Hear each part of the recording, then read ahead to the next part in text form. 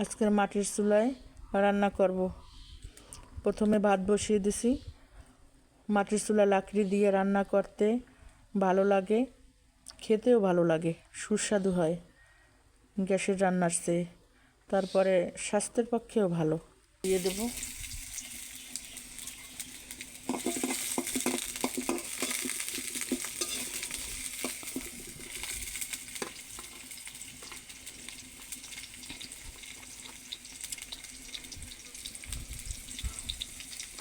হালকা একটু হলুদ, দিয়ে দেব লবণ,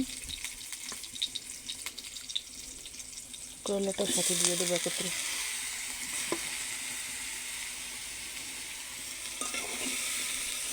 চিংড়ি মাছ দিয়ে করলা ভাজি। মাটির চুলায় রান্না আমার কাছে খুব ভালো লাগে, অনেক সুস্বাদু হয়।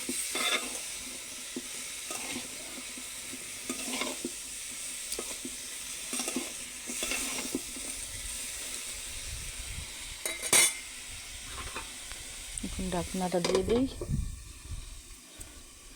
হালকা তাপে হইতে থাকুক। এখন ঢাকনাটা তুলে একটু নেড়ে নিব, দেখি কি অবস্থা।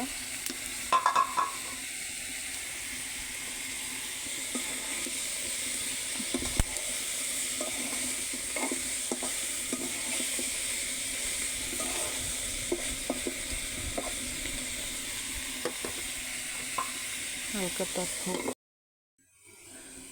হালকা তাপ দিয়ে তরকারি রান্না করলে ভালো হয়। একটু নেড়ে নিই।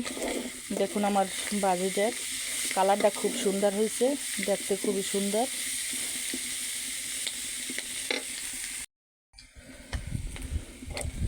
দেখুন আমার ভাজিটা হয়ে গেছে, শেষ রান্না করা। এখন মাছ বসিয়ে দিব। এখন মাছটা বসিয়ে দেব, টাকি মাছ রান্না করব। প্রথমত এখন তৈল গরম হয়েছে, মাছটা দিয়ে দিই।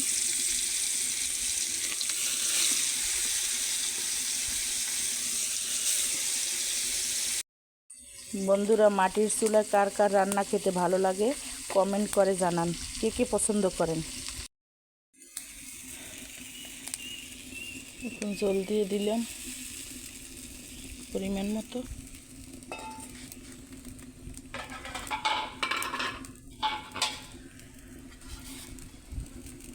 তারপরে ঢাকনা দিয়ে দেব।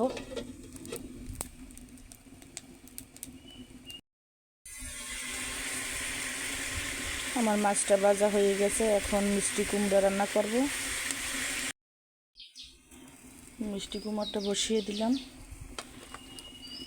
মিষ্টি কুমড়াটা বাগার দিব, এই জন্য বসিয়ে নিচ্ছি।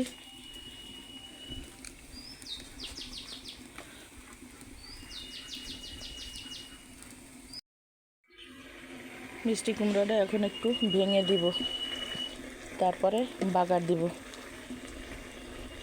ঝাল ঝাল করে নাগামরিচ দিয়ে রান্না করতেছি। এরপরে বাগার দিয়ে তুলে নিব। নাগামরিচের তরকারিটা এখন বাগার দিয়ে নিব।